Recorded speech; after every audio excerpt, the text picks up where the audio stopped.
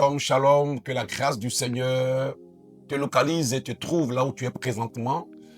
Partout où tu te trouves, je voudrais que tu sois très attentif à ce thème-là. Beaucoup de personnes qui sont fiancées se demandent mais comment réussir mes fiançailles.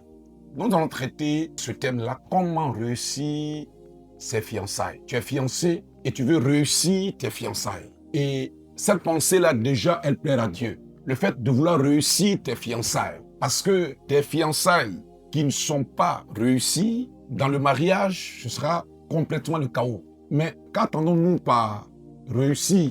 On réussit sur la base des principes. On ne réussit pas sur la base de ce que nous avons entendu des autres ou de ce que nous pensons nous-mêmes. Tu ne peux réussir que sur des principes bibliques, sur les lois de Dieu. Alors, la première loi, sinon le premier principe, le premier secret pour réussir tes fiançailles, c'est de mettre Dieu au centre de cette relation-là. Dieu doit être au centre. Psaume 25 nous dit que celui qui met sa confiance en l'Éternel ne sera point confus ni honteux.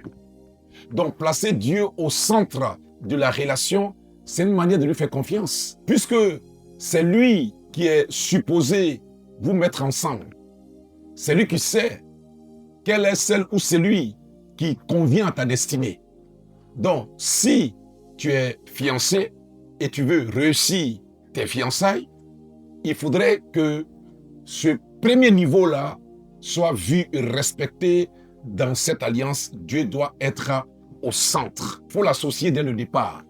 Parce que même chez les humains, tu ne l'as pas associé dès le départ et ensuite, comme tout est gâté, tu viens, même si c'est ton parent, c'est une connaissance, tu viens maintenant demander de l'aide.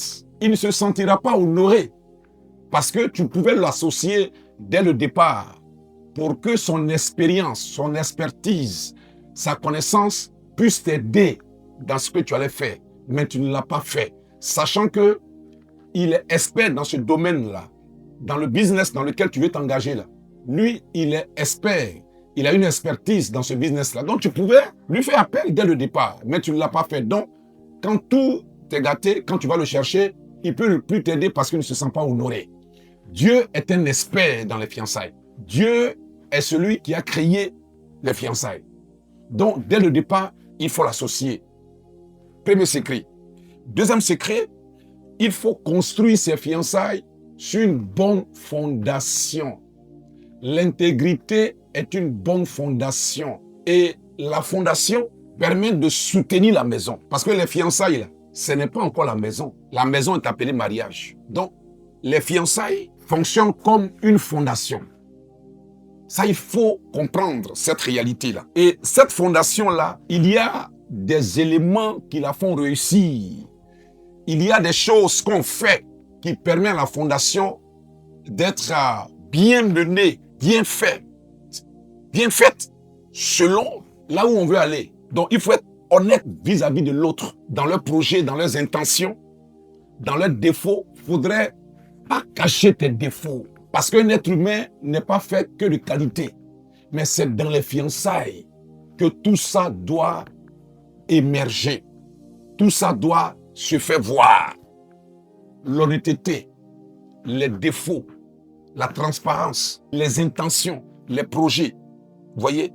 Pas de double vie. Pas de mensonge. Parce que le mensonge finira tôt ou tard par détruire la relation. Donc, soyez vrais l'un vis-à-vis de l'autre. Ça, c'est le deuxième secret. Le troisième secret, c'est que les fiancés cultivent, et ça, c'est indispensable, une vie de sanctification. Parce que vous n'êtes que des fiancés. Mais dans le monde, les fiancés couchent ensemble. Si en Christ, les fiancés couchent ensemble, quelle est la différence?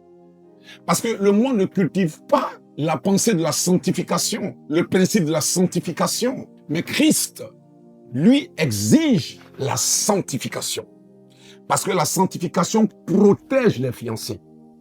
La sanctification vous protège. et vous permet d'avoir un cœur comme Dieu le désire. La sanctification vous prépare un avenir meilleur. La sanctification vous permet de développer ce qu'on appelle la confiance de l'un et de l'autre. Parce que quand les fiancés couchent ensemble, cela crée plus tard la méfiance, même si vous êtes mariés. Il y aura toujours la substitution. Il y aura toujours la méfiance. Il y aura toujours un esprit de doute, un esprit de contrôle. Parce que l'autre se dira, mais dans les fiançailles, là, on a couché ensemble. Donc, quand elle te verra causer avec une femme, elle se rappellera, le diable viendra rappeler à sa pensée ce que vous avez fait dans les fiançailles. Donc, elle se dira, mais une telle personne n'est pas digne de confiance, une telle personne est faible. C'est pour ça que la sanctification nous protège de ce qui va se passer plus tard. Donc, voyez, pour réussir ces fiançailles, je me résume, il faut premièrement associer Dieu dès le départ. Il se sent honoré lorsqu'il est associé dès le départ. Ensuite, il faut construire ces fiançailles-là sur une bonne fondation. Et cette bonne fondation passe par se dire la vérité, être honnête l'un vis-à-vis de l'autre, ne pas cacher nos défauts, ne pas cacher nos faiblesses. Il faut dire qui tu es. C'est pas faire fuir l'autre. Bien au contraire, c'est d'amener l'autre à se préparer mentalement, psychologiquement, spirituellement à qui elle a affaire. Et en troisième position, comme je l'ai dit, c'est de cultiver une vie de sanctification qui protège l'avenir, la destinée, tout ce que Dieu a préparé d'avance. Comme nous le dit Éphésiens chapitre 2, verset 10, que Dieu a préparé de bonnes choses d'avance pour nous. Des choses que toi et moi, nous n'avons pas participé. C'est Dieu qui a préparé ça. Il a construit ces choses-là. Il a mis ça à part. Pour vous qui êtes fiancés, il a mis ça à part. Mais pour que vous puissiez rentrer dedans, il faut vivre dans la sanctification.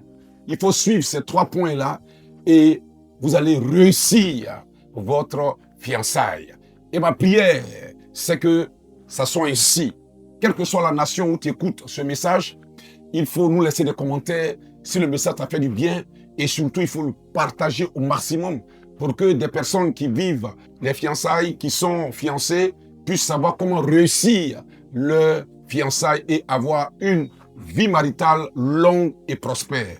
Que la grâce du Seigneur soit avec toi, avec vous, les fiancés qui écoutez ce message, ou avec toi qui aspire ou qui veut te fiancer, tu as déjà tous les secrets qu'il faut pour réussir tes fiançailles.